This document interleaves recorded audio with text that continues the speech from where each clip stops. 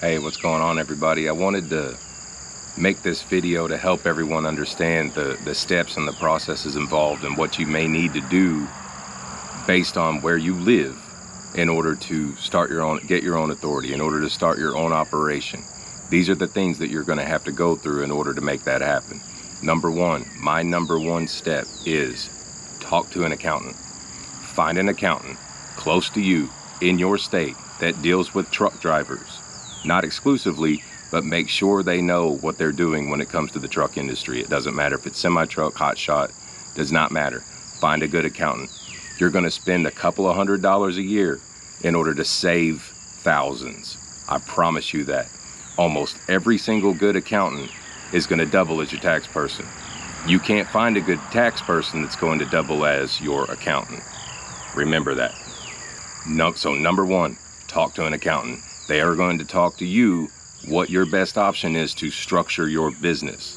Now, when that comes down to step two, which a lot of people pull step one on, what are you going to be? Sole proprietor? Don't recommend that. LLC? What's an S Corp? In many cases, with you as a one truck operation, an S Corp is going to be your best bet. You are going to avoid higher taxes. When you say, I live in a state that has no income tax.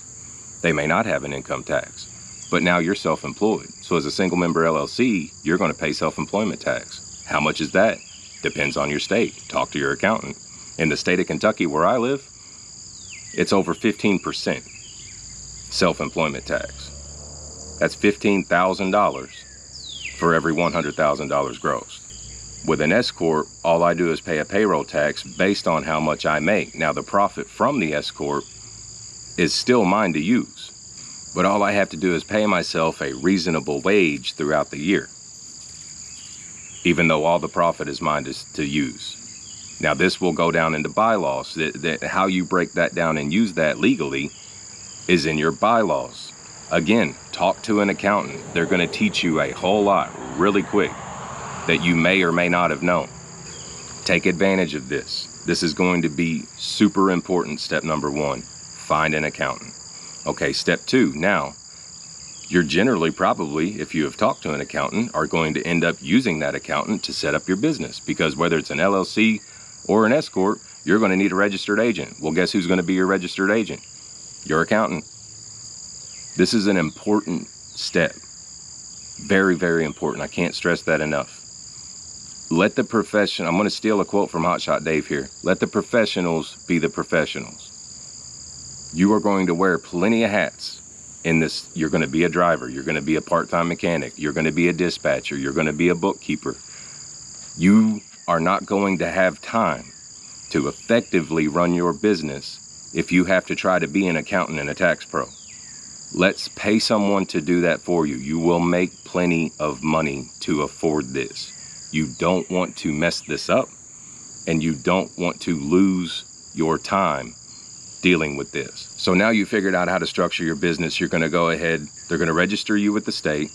They're going to get all your paperwork in order. They're going to have you sign everything you need to sign, and they will file for your EIN, which is free.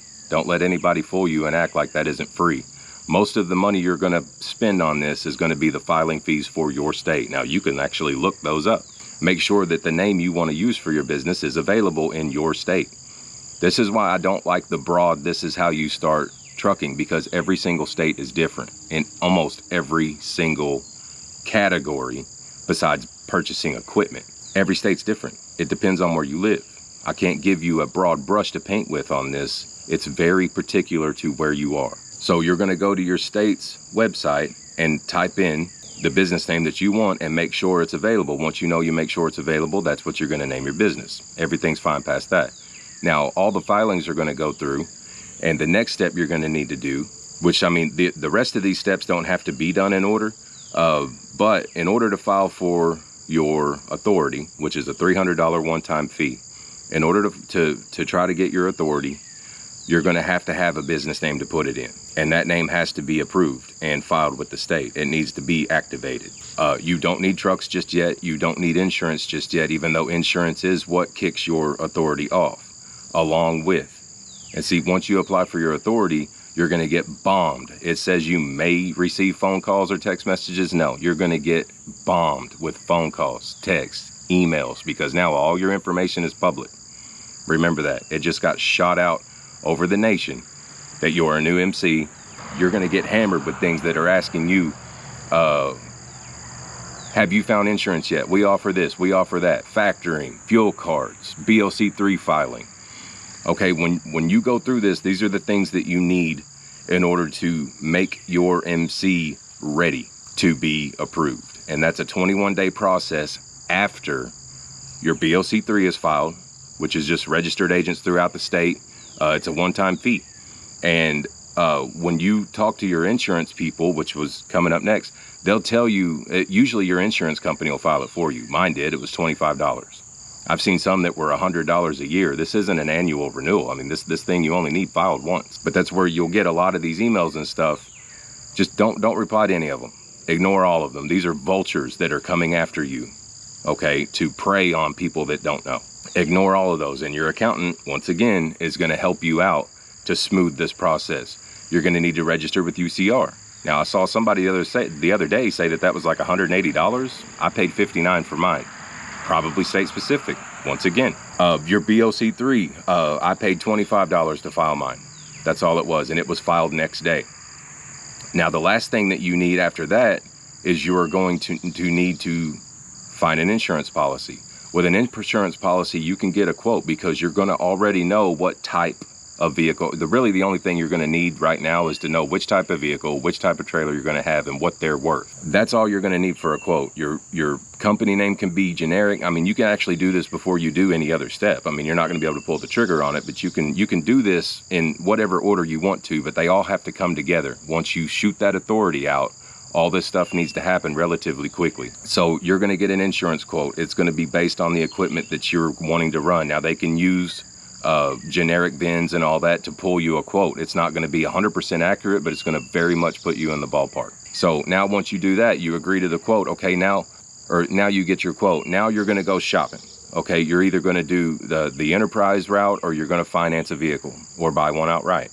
Now what you're going to need to do is have that ready to pull the trigger on. Once you find what truck you're going to use, you find what trailer you're going to use, be ready to pull the trigger on that, because now you can actually get those VINs to your insurance company, sign an actual dead-on quote, and you'll be ready to roll with that. Then go pull the trigger on truck, trailer, and all that. Okay, so when you file your insurance, they're going to automatically send, and mine, again, was next day, they're going to send that you have insurance filed with the FMCSA. Now you'll get a letter in the mail from the FMCSA with a phone number on it to call to finalize new entrant registration. Basically, all this is going to do is make sure that you've got everything that we just said had to be filed, that when you filled out on the website, when you applied for your authority, that everything was accurate through that. And the next thing it's going to do, which is mainly what it is to register yourself for a safety audit, which is within 180 days of when your authority becomes active. The state police will conduct a safety audit on your business. Once all that's done, the FMCSA is in a 21-day window to either approve or deny your authority application. And then you're ready to roll. But in that time frame now, you're going to want to pull the trigger on everything else. You're going to want to have the truck, trailer. You're going to need to buy equipment. You're going to have to look at ELD vendors and all that, and the other fuel cards, factoring if you're going to use factoring. That's where you roll through that. But those first steps are important, and the number one step that's very much so important is find a good accountant. It will make or break you, I promise. So that's it for this one, guys. I'm not going to crunch down numbers like a bunch of other people do, because like I said, I can only give you what pertains to me and my state. And I can't do the research, and it's just not worth me knowing what the other 48 are. You know, you're kicking off your own authority. You know, you've got to do some of your own research, but that right there is going to get you further than any video on the internet, okay? Find a good accountant that knows the truck industry and is in your state. So I hope this helped you guys out. If you have any questions, leave them for me. If you feel like I left anything out, go ahead and ask. But we'll see you guys next time.